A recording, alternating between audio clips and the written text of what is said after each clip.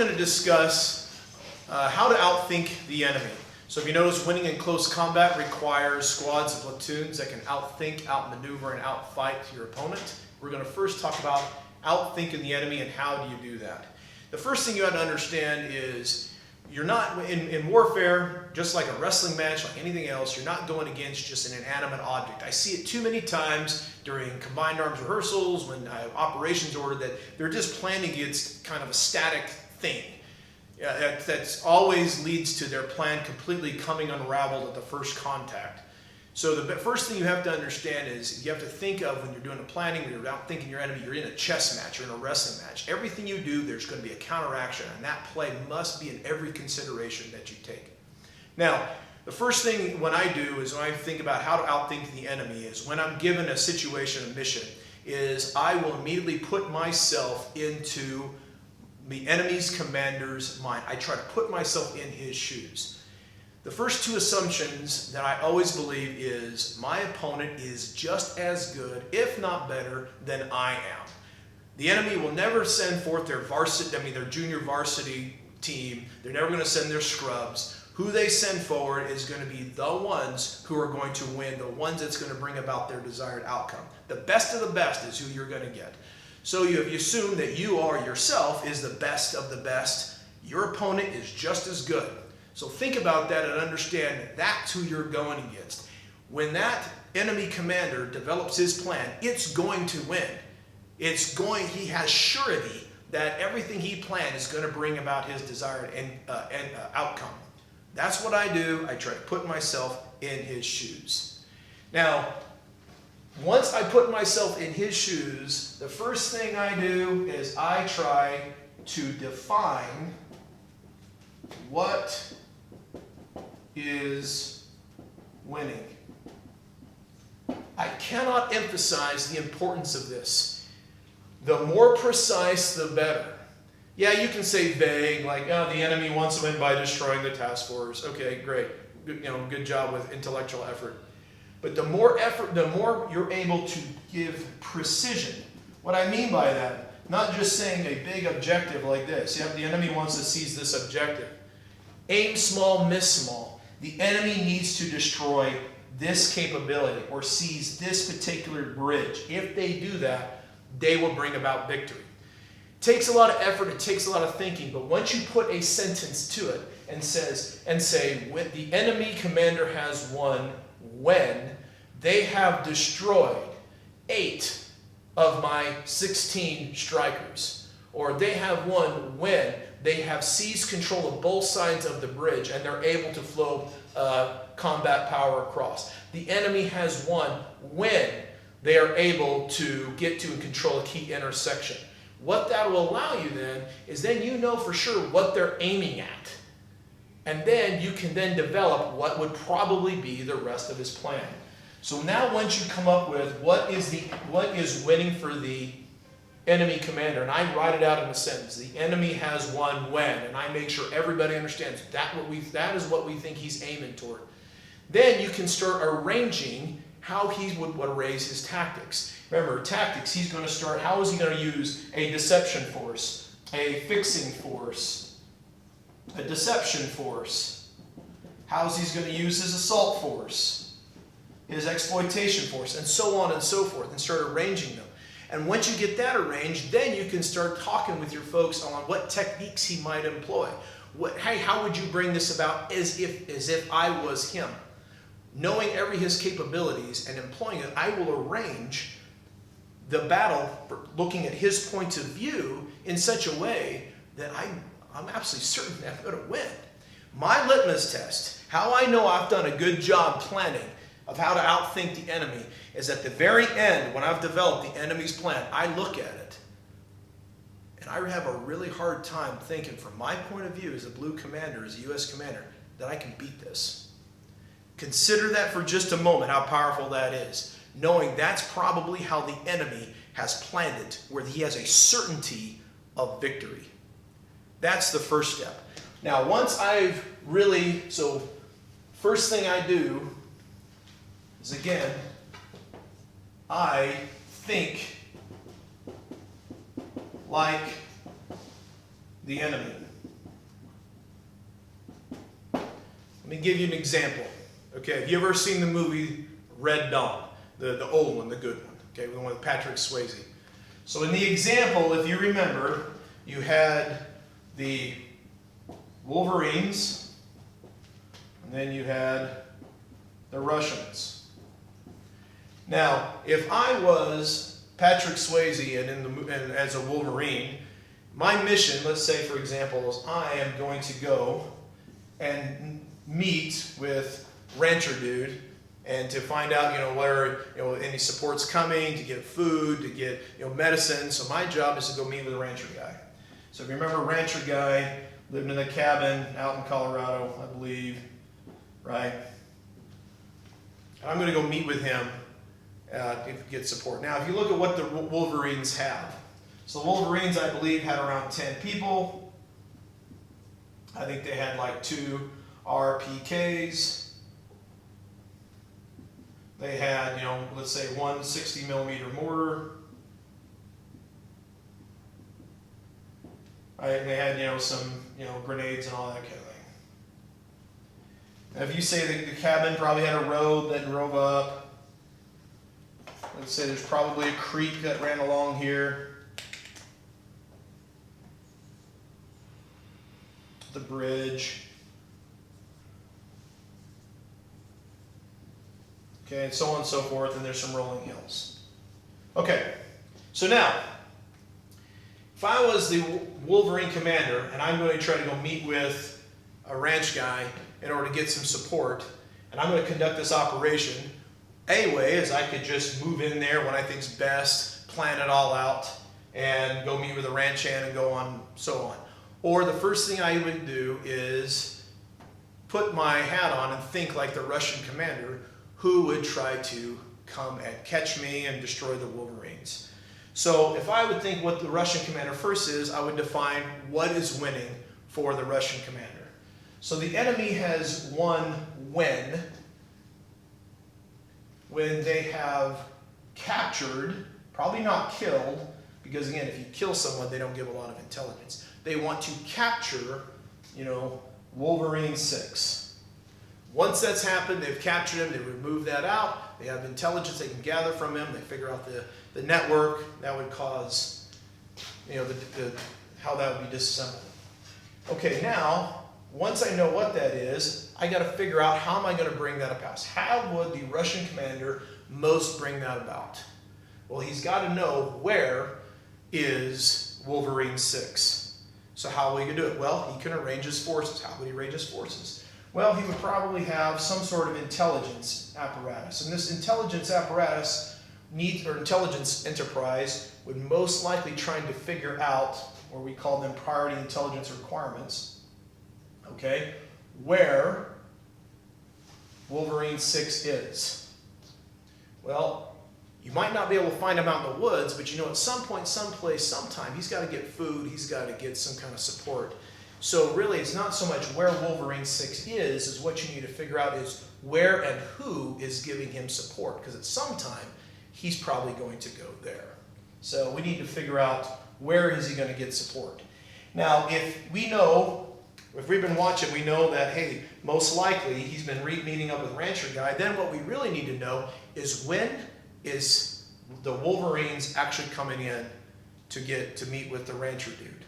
Okay, so the next thing he needs to figure out is when and where Patrick Swayze is going to come. Now, how is he going to catch him? Well, first off, you can assume that the Russians are probably going to try to hire and create snitches. You need someone on the inside. You need to capture somebody and get them to know. Do you know Wolverine 6? Do you know where he goes? Do you know the rancher guy? So that's how you probably arrange your intelligence apparatus.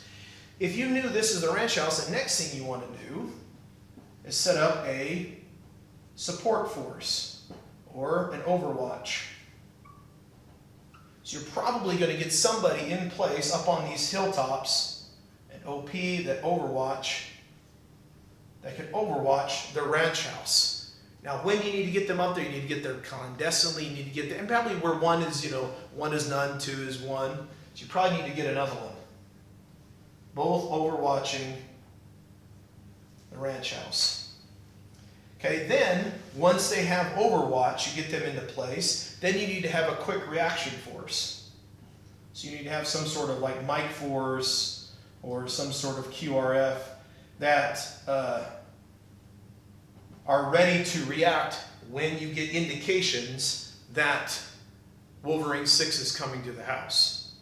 Now remember though, there's probably somebody watching that mic force, and you spin them up and you start heading that way, that would probably give them early tip-off they're going to leave. So you need to have some sort of alternate force or a deception force that at regular intervals is getting up and moving in different directions and coming and going and driving around to get them used to the pattern. You need some sort of you also probably need some sort of assault force. What that looks like is some rotor ring asset that's ready to move fast and to get behind it, because remember, they're going to want to escape and get away. And if you can then immediately, once they start moving up, knowing that you probably won't have the drop, you have the rotor ring asset and the rotor ring assault force to get behind them and keep them from leaving. So, and just briefly, what you described is what I did is I came up with what is winning for the Russian commander. Hey, how are they going to use their intelligence and what they're trying to aim at to collect? How are they going to arrange their forces, like an overwatch force? How are they going to put them in? What a QRF force would do, a deception force, and then what their assault force. I'm just throwing something together so you can kind of see how that works.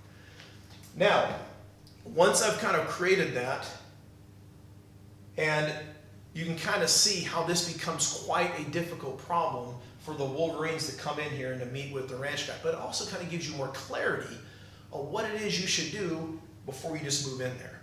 Knowing this then, if I was Wolverine 6, I would probably spend some time and put some effort on these hilltops to ensure there wasn't an OP there. If I discovered one, that would probably let me know they know that I'm meeting there.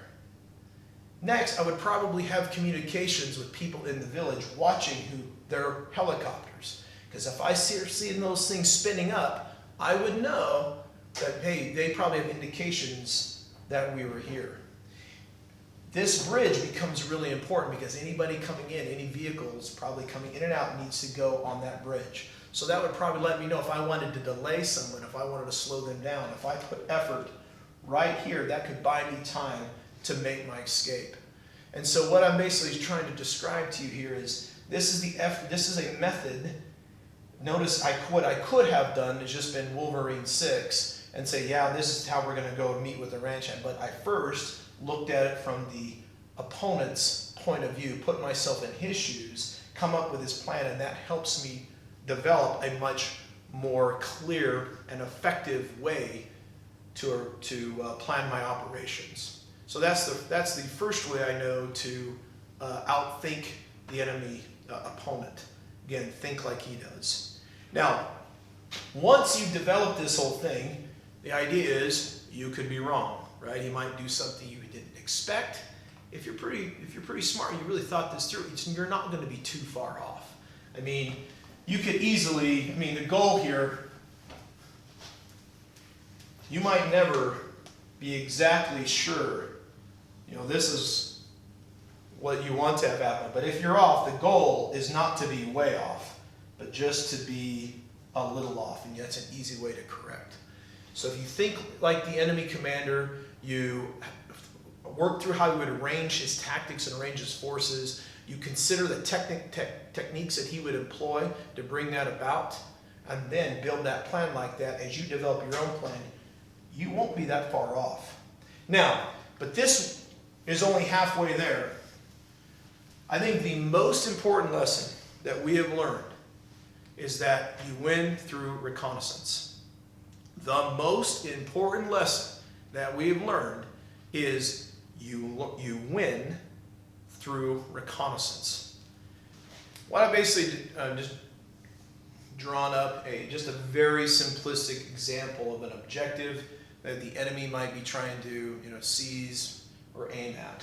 And I've had some terrain, some silly little hilltops or whatever, showing some mountain passes. What I'm trying to show you is once I've arranged how what's winning, which is the enemy seizing this objective, they have different ways they can do it. I hate most likely, most dangerous is a terrible way to arrange forces, because then you just kind of keep yourself in a binary world. You're either going to do this or that, and that's not true at all.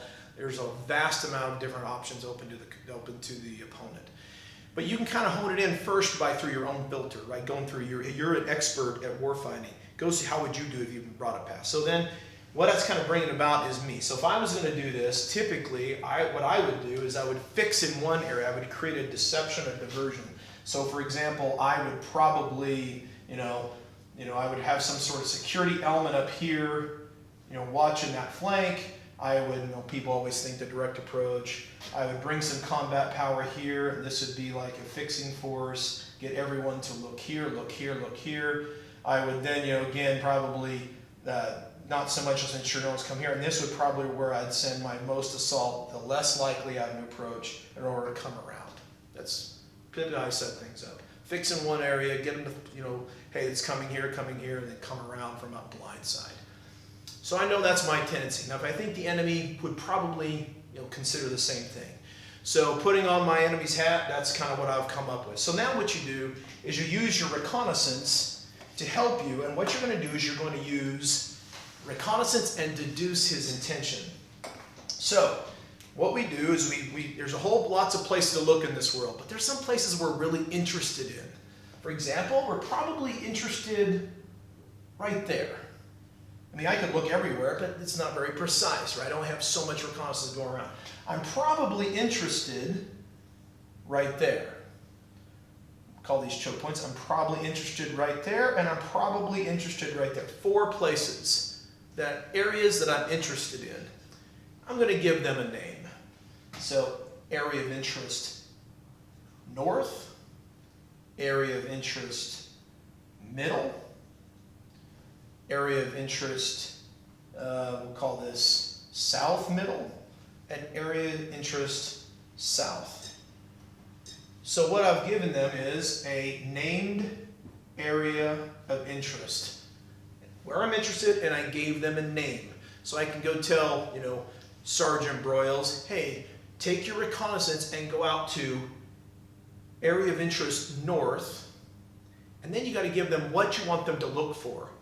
If the enemy was sending a main effort or their entire attack, they're probably going to see at least 20 of this kind of vehicles. Count them. If you see 20 of those vehicles, that'll let me know that would probably be where their main attack is coming. Or I want you to go to area middle. Area middle, I want you to look for the same thing. Now, if you only count 10 vehicles with a smoke machine, that might let you know that is where their fixing force is going to be. Right? And so on and so forth. So I give them each named area of interest with what they're going there for and what they're looking for and why they're doing it. Now, so we use deductions. And remember, where the enemy isn't is just as powerful as where they are. So let's say our reconnaissance gets out there first. They start looking. Throughout the time, they start reporting they are not seeing any activity up in the south. Nothing coming, or maybe they see small dismounted teams setting up on high ground, indicating that the enemy's setting up a security area, meaning they're probably not going through there. That's usually a screening force. So I know they're probably not coming through the south. That just limited that the enemy's either coming at me from these 3 routes. Let's say the enemy, my next reconnaissance team, they are also not reporting anything in south middle, and I deduce that. Now, in just those 2 reports, I have a better understanding where the enemy is either coming at me from. They're either coming up the middle or up through the north. Let's say I see a first force, an armored force, start moving up through the middle, probably indicating that's my fixing force. So where's the main effort going to be? Most likely up through the north. So now, and that just knowing where they're not helps me understand what the enemy's intentions are. Now, he could not do all those things. Let's say he doesn't come either of them. Make sure he waits and nothing occurs. What that indicate to me that he's trying to set me up for an ambush and a lure and trap. He wants me to come through the mountain passes, and he will tend to try to hit me in these engagement areas on this backside. And then so on, that's when you start changing over and looking for that kind of thing. So again, you put yourself how the enemy would find it, Then you look where you're going to get those answers to. Are you right or are you wrong? Those are where you're interested in. You give them a name so you know where to send people. Help the people that you send know what to look for and how that'll help your decision. And then, as things occur, you can either deduce, yep, I was right or I'm wrong. It'll help you scope into where to look for and discover what the enemy's intentions are. What I've learned is understanding the enemy's intentions is probably the most important intelligence requirement that you can have. Unfortunately, unless you catch the enemy commander, put him in a chair and, or he monologues on like some James Bond movie, it's probably never going to help, probably not let you know that. The other method, so what you do, or because you can't kind of, have the monologuing villain, is do as I recommend. First, put yourself as the enemy commander. Think like he would. Arrange his tactics and his techniques as you would if you're going to bring about the victory that you've defined. Once you build that all out, then you use your reconnaissance.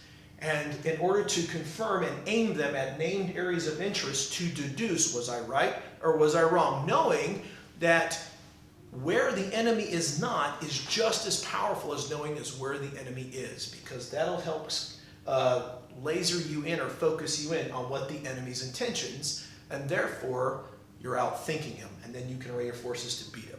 So that is the first part on how to outthink the enemy.